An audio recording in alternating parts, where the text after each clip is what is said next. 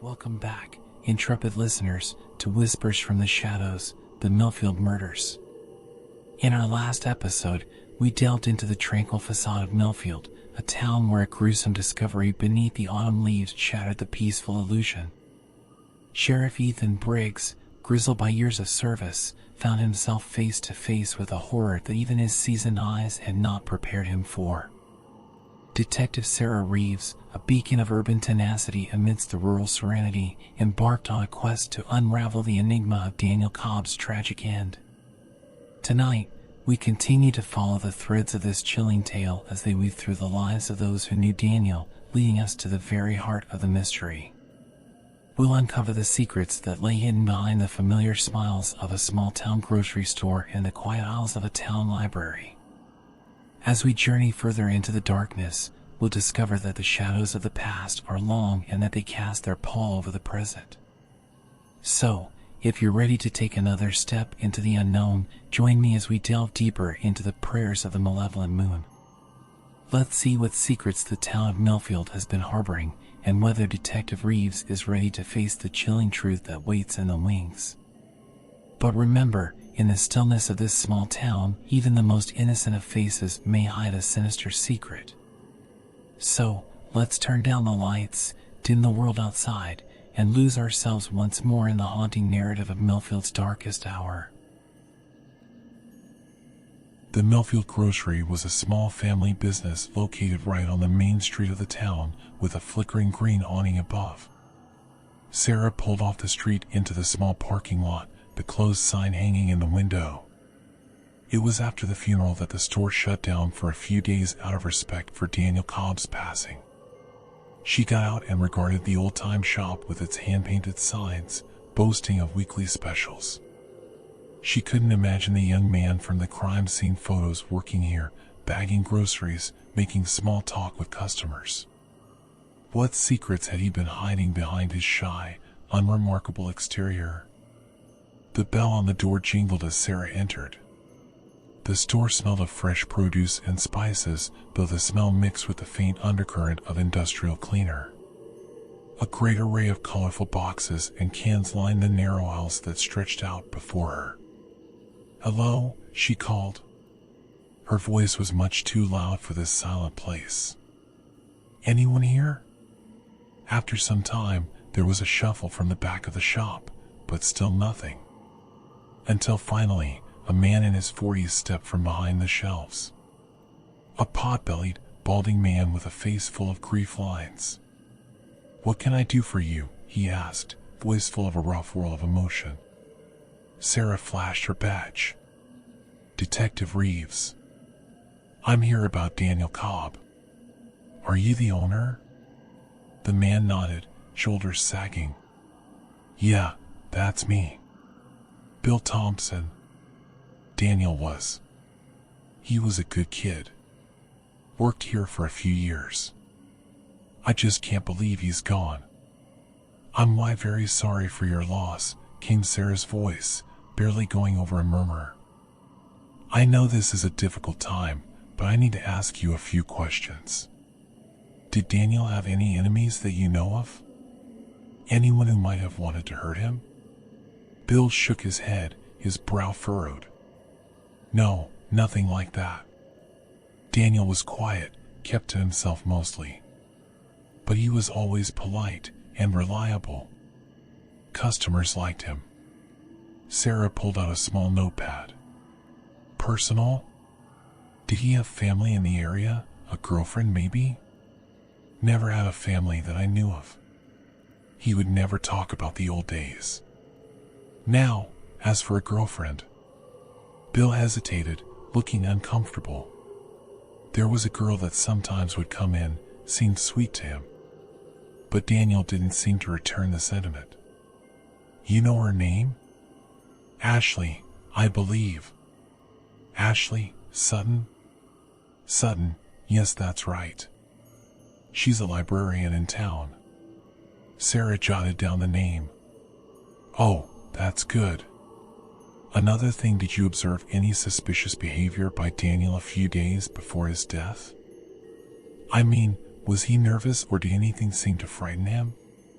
Bill hesitated a moment, considering, and then slowly shook his head. No, nothing comes to mind. He was just Daniel. Kept to himself, quiet. Sarah put the notebook away. Okay, thank you for your time, Mr. Thompson. I'll be in touch if I need to. On her way back to the car, Sarah felt her mind churning. A secret girlfriend that Daniel had turned down.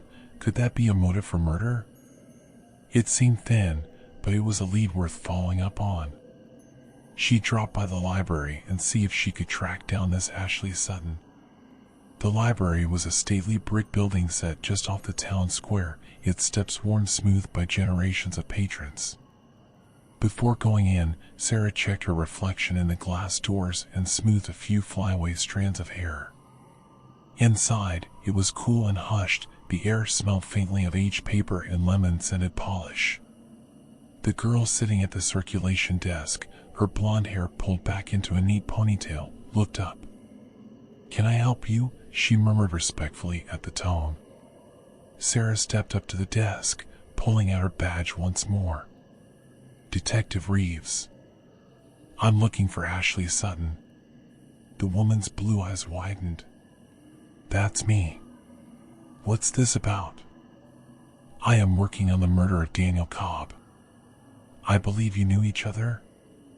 Ashley's face crumpled, tears springing to her eyes. "Oh God, Danny.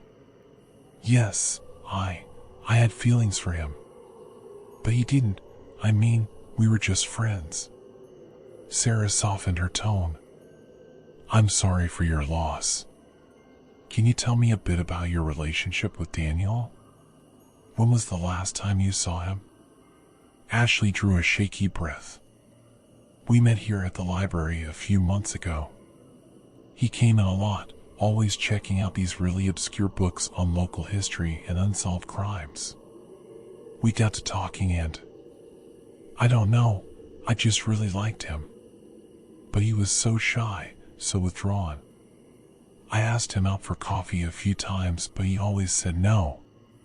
She wrung her hands together. "I saw him last maybe a week ago. He came in and spent hours in the back corner poring over these old newspaper clippings. He seemed anxious, nervous, you know? But he wouldn't tell me what was wrong." "Do you remember what he was reading?" Sarah asked, her heart beating faster. "Well, it was, sort of about a load of deaths that were unsolved in Millfield in the 60s. Missing people, strange accidents, that kind of thing. He had a stack of articles going back years." Sarah jotted that down. It was interesting. One more cold case that intrigued Daniel. Could it be related to his murder in some way? "Thanks, Ashley," she said. "You were great with your help. If you think of something else, just give me a call." She handed over her card and then headed for the part of the library that Ashley had mentioned. The shelves there were jam-packed with dusty archives, newspaper binders, and local history books. Sarah rifled through them, looking for the cases Daniel had been studying. She then came across a series of reports filed that year, showing a chain of disappearances in 1963, all within the town limits of Millfield. A teenage couple that disappeared after an evening at the drive-in, a drifter who just disappeared while traveling through town, a reclusive widow who just simply vanished from her cabin in the woods. The police at the time had been at a loss. The signs of foul play were absent, not a body was turned up in the search. It was almost like these people just blinked out of existence. The case went cold almost in no time, lost in the pages of time and memory.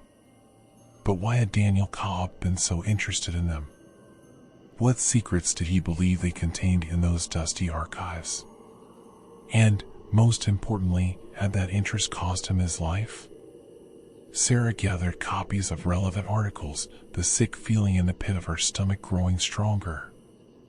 A crime of passion seemed to be morphing into the silencing of a man who knew too much, a man who was her father. But much too much about what? What secrets so dark did someone in Millfield lie sleepless, trying to keep hidden? As Sarah left the library, the afternoon sun seemed to have lost some of its warmth.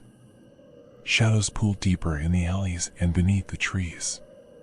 She couldn't shake the primal flutter of unease between her shoulder blades, the ancestral tingle that whispered of unseen eyes watching from the dark. She shook it off, irritated with herself over letting the small-town atmosphere get to her. She was a detective, a rational woman.